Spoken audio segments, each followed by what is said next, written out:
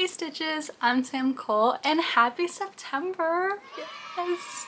I am so excited. If you can't tell, fall and Halloween and spooky season is my absolute favorite, and so my full form is finally coming to life and I'm so ready and I could not be more excited. But before we can hop right into September, we need to go over all of the books that we read in August. So I read 10 books in August and I loved almost all of them, so that'll be really good. So I'm super excited and let's just get right into it. Alright, so the first book that I read this month was Behind the Net by Stephanie Archer. Oh my gosh, so good. I have decided that Stephanie Archer is my new favorite romance author, right up there with Emily Henry. She is just so good and she has such an amazing way of balancing like the spicy, smutty scenes and the like banter and legitimate connections between the characters, and so good. So good. All of Stephanie Archer's books are available on Kindle Unlimited, and that's how I read it. But Behind the Net essentially follows Jamie and Pippa, and it's kind of like a childhood enemies to lovers, and it's not really enemies obviously since it's not a fantasy and it's just like a contemporary romance. But essentially what happens is Jamie is like a pro hockey player. He's recently moved to the Vancouver area to take care of his mom, and he's decided to go ahead and get an assistant to help with his dog and like moving and all of that stuff. And so that is Pippa, and Pippa is like really cute and outgoing and feisty, but they also knew each other like back in high school, I think, and so it's just this like weird dynamic where when they first meet, neither one of them says anything about knowing each other, and so you get to see how that unravels and goes forward, and it's 10 out of 10. 5 stars, highly recommend. So yeah, that was the first book I read. Next up was Queen of Shadows in my Throne of Glass reread. Oh my gosh, when I tell you that the books just get better and better, I really truly believe it. This one is so good. I mean look at all of these tabs. I can't really say anything without it spoiling since it is like pretty deep into the series, but 5 stars, literally all of these books. The series is becoming my whole heart and I highly recommend. Next up, I'm gonna make some people upset, but I read Tomorrow and Tomorrow and Tomorrow by Gabrielle Zevin, and I just realized that I definitely need to return this copy to my local library because it's definitely overdue, so I'm gonna do that right after this video. But it just didn't really work for me, and that's okay. I was super excited and really looking forward to this one, and I felt like it had the makings of being one of my favorite books, but it just didn't work for me. I know that a lot of people love it, and so don't let my criticism like stop you from reading it, but I don't know, I just didn't like it as much as I thought I would, or as much as it seems like other people have. I really enjoyed like the first half of the novel. I even said that it about 50% of the way through that like it might be the next like 5-star read, but the second half just kind of dragged on for me, and I don't want to say too much because I don't want to spoil. The second half just felt like it piggybacked off of the modern day like references and like political issues a little too much, and it felt too forced to me. It didn't work. I really enjoy books that make me uncomfortable or spark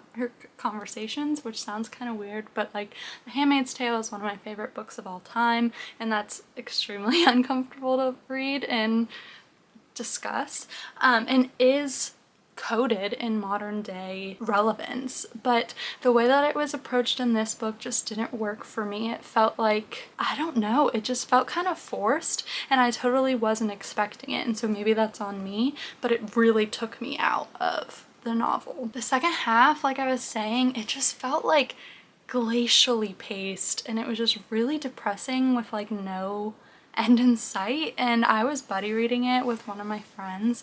I'll link her down below. She also has a YouTube channel, but if I wasn't buddy reading it around 70%, I definitely would have DNF'd it, which I know is like sacrilegious. But yeah, like I said, don't just take my advice for it. There are plenty of people that loved it. Even the person that I buddy read with loved it. So it just wasn't for me. After that, I got into a little bit of a reading slump. I just like really didn't want to read anymore, and so whenever that happens, I always go to my trusty romantic comedies. And so the first one I read is Funny You Should Ask by Elissa Sussman.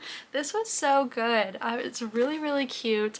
I know that I'm kind of like behind on everyone. I feel like everyone's already read this, but it's been sitting on my shelf for a while and I just haven't picked it up. I absolutely love the cover. That's why I picked it up in the first place. But it was really cute. I think I ended up giving it 4.5 stars. And like I said, I definitely bought it because of the cover, but I'm so glad I did. It was so cute and really good. It was just such a cute second chance romance. I devoured it in like one day, and it was such a great way to get out of my reading slump. This one is about like a reporter and an actor, and basically it's like a dual POV, and so like, what was it, 10 years ago or something? Yeah, like 10 years ago or something, these two get together and have like a magical weekend, and it ends up with her writing an article about it that gets them both pretty famous. And the whole thing is like, but they didn't hook up and there was nothing in between them. It was just like an amazing romantic weekend.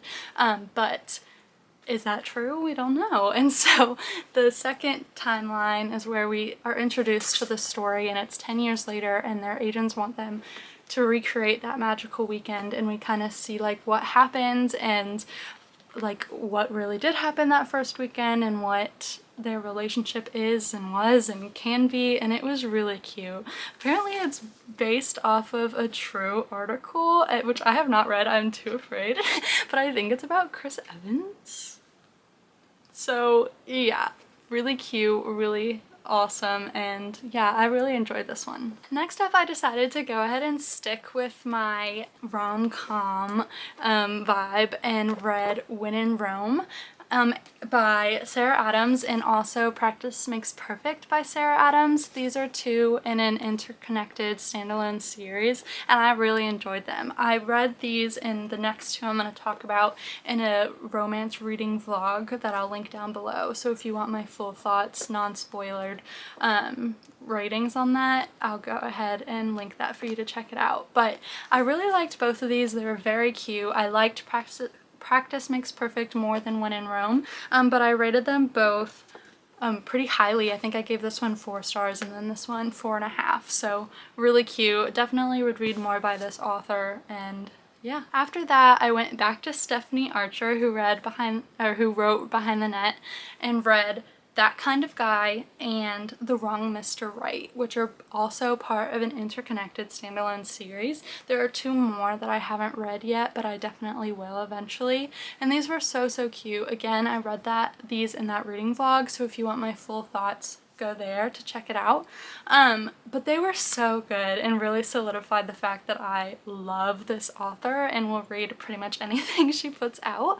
And yeah, I gave the first one, I think I gave them both 4 stars. So really cute, really quick reads. I read all the rom-coms in one day each, and so that was really good and really made me get back into the swing of reading. After that, I read, and well, throughout the whole month, and then finished technically September 1st, but I'm gonna count it for August because I got 80% of the way through both in August. I read the tandem read for Throne of Glass, and I am so glad that I did it this way. Like I've stated before, I had tried the tandem read before and only got like 200 pages in to each book, and so once I got past that point, it's all new material for me. So I was shook to my very core. I was not ready. I somehow have totally like not gotten this series spoiled for me, and I'm very glad, so please don't say anything. But I was shook, and if you know, you know. It was extremely daunting reading these in tandem, but I honestly really enjoyed getting this story that way, and I understand how it would have been hard to go through Tower of Dawn after Empire of Storms before Kingdom of Ash to try and figure out what happens, because there's a pretty big cliffhanger at the end of Empire of Storms. And I really liked Tower of Dawn. I hate Cole with pretty much every ounce of my being, but he grew on me in this book, and I definitely liked it. Some people say you can like skip this one. Definitely don't do that. You learn so much more information and learn about the characters and meet new characters and return to old characters. So good. So yeah, I absolutely loved these and cannot wait to get my soul ripped out of my chest from Kingdom of Ash. So that is definitely the first book I'm reading in September, and I've already started it. But yeah, those were all the books that I read in August. I hope you guys enjoyed this video. Please let me know what you read and if there's any that you think that I would enjoy. I think in a couple days I'm gonna do our September like TBR. I'm a very much mood reader, so I don't really know exactly what I'm gonna read, but I like to have things that like are on the top of my radar, so to say.